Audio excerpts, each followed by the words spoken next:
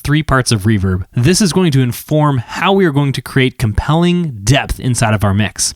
And we do this through a technique called the depth matrix. The very first thing that we need to understand about reverb are the 3 parts of reverb. Those are the direct sound, the early reflections, and the late reflections. The direct sound is the unprocessed, the dry signal, whatever we have inside of our mix, that is the direct sound. Then we have the early reflection. So this is the actual first part of officially reverb. This is the first reflections. So if you imagine a real room, produce a clap, and then that sound will then bounce off of a wall and then hit me where I can actually hear it. That is the first reflection, and all those early reflections. So basically, if it bounces off one wall and then hits me in the ear, that is part of the early reflection. So they're a little bit more distinct than the late reflections because they're not washed together. But the early reflections is really what tells us distance. So we can manipulate this early reflection parameter inside of our reverb to trick our ears to thinking something is closer or further away from me. Then we also have the third part of reverb, which is the late reflections, which this is what you often think of when you think of reverb. It's the washy sound. Those are the reflections that come off of my clap and then hit multiple walls before hitting me. Literally millions of these little tiny waves all of a sudden hitting me in the ears. It sounds really smooth, even though it's really distinct delays all stacked together. So let's talk about the parameters on our reverb that actually create and manipulate those 3 parts to create this feeling of depth. The first part is pre-delay. So pre-delay is the distance between when we hear the direct sound and the first early reflection. So that is a dead space between the amount of time it takes for me to clap,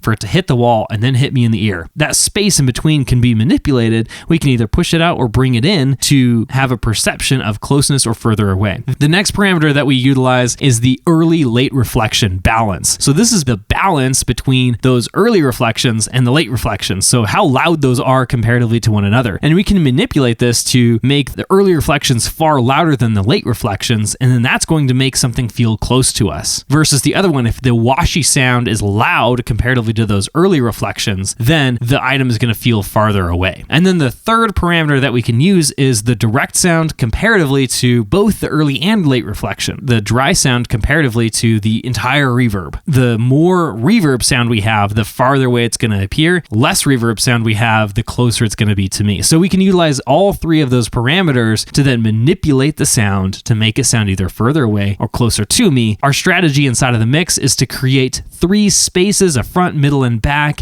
and that's going to relate exactly to the elements that we've already talked about being in the front, middle, and back spaces. So let's dive into the mix, demonstrate exactly how to set up the depth matrix in your beat. Let's dive in. Creating the depth matrix inside of our mix. There's one thing I need you to understand before we actually dive too deeply here, and that is sends. What we're doing is creating more buses, except instead of routing the signal directly through the bus, we're going to create a branch off of the main signal into another bus, selecting all of our tracks inside of the mix, excluding our buses. We don't want those. And then we're going to create a send. So in Logic Pro, the sends are right here. We can then just create another bus, and I'm going to choose bus 21, bus 22, and bus 23. This is branching off the signal chain. So after all of these effects have taken place, including the fader volume, it's then sending the signal to these 3 buses here. I'm going to then label these front, middle, and back, and this is going to be our depth matrix. So obviously the front, middle, and back spaces, and let's make them a fun color because we can. So now let's start adding our reverb plugin here. So I'm going to be using this Reverb plugin. This is a stock Logic Pro plugin. However,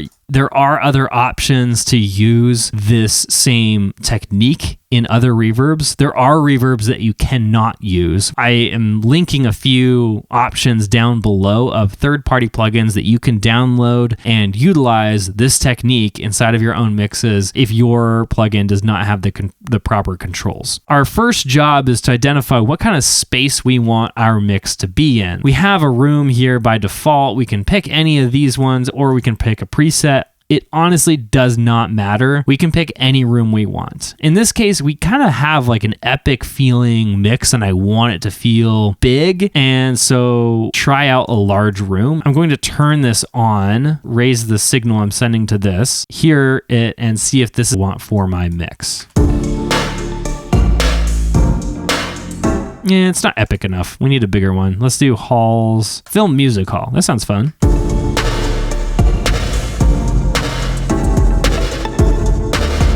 Nah, that's not right either. Let's do warm vibes.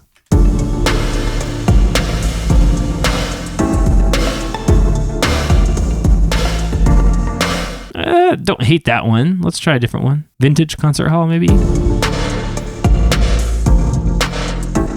Nah, let's do concert hall.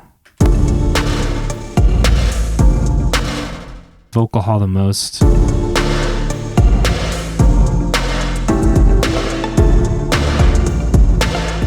I'm going to hit this button to time this decay to the song. I want to keep this relatively short, and so I'm going to start with a quarter note. So now we are going to start manipulating this to either enhance or dehance the amount of distance that's perceived by this. So this is the front space. My distance knob here is really just controlling this early late reflection balance, which I'm also going to adjust. And then we're going to move the pre-delay to be longer. In a normal hall, we can go up to 40 milliseconds or less. So in this case, I'm going to go around 28 milliseconds, maybe 30 milliseconds. Anywhere between 25 and 40 is appropriate based on the size of the room. The bigger the room, the longer this pre-delay can be and still sound natural. We're not really going to hear this in the mix that much. So again, which is why I'm not really like super concerned about what type of space we're using or anything like that. Shave off some of the top and bottom. In this will just make it sound a little bit less tinny sounding, because you could hear a lot of those high-end frequencies. Take out a little bit of the mid-range, right around this like 1.5 to 2 kilohertz range. Whatever I have a build-up in the frequency spectrum, take that out a little bit.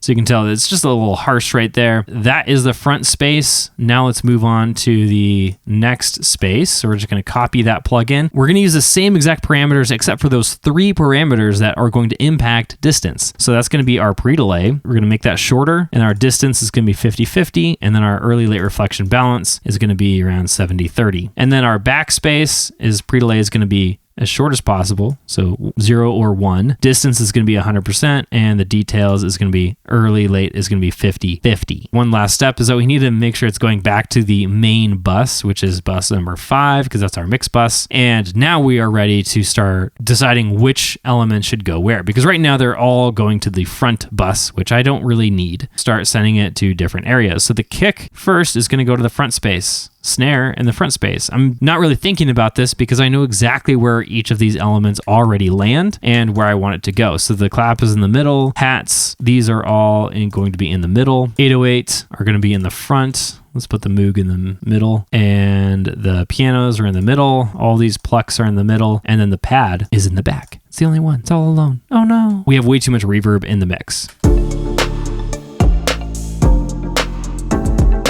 So it's just way too much. Back this off. So I always start at -16 on the fader, and then each of these is just going to be louder than the last one. This is the last parameter of the reverb overall comparatively to the direct sound that we're feeding it. Let's see how that sounds.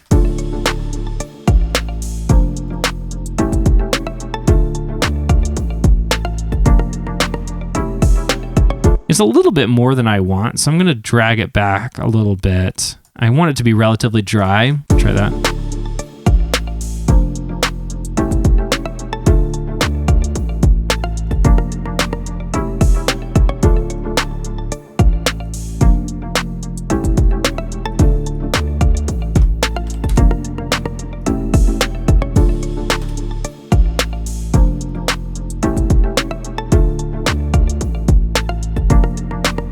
I'm turning up this back just because there's only one element that's going to it. That should just be represented in the mix a little bit more. And this one, I was just kind of losing a little bit of the middle.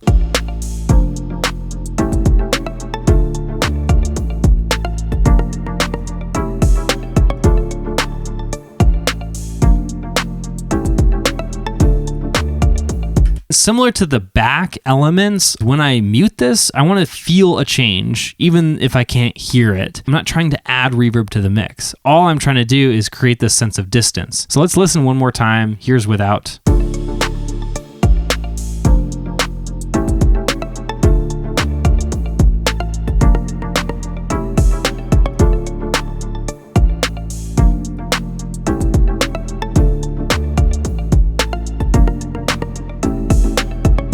So if you want to learn mixing with short, punchy lessons just like the one you just saw, this was actually a lesson taken from the course 5-Day Beat Mixer. So if you want to experience the next level of mixing education, then click the link right below this video. With over 100 students already enrolled and loving the course, I've gotten review after review on how great the course is and how much it's helping people with their mixes gain clarity in the mixing process, removing all of the confusing instruction they've received in the past, giving people real results with their beats. So if you're ready to mix industry standard beats in the next 5 days, then click the link right below this video, and I can't wait to see you on the inside. I'll see you there.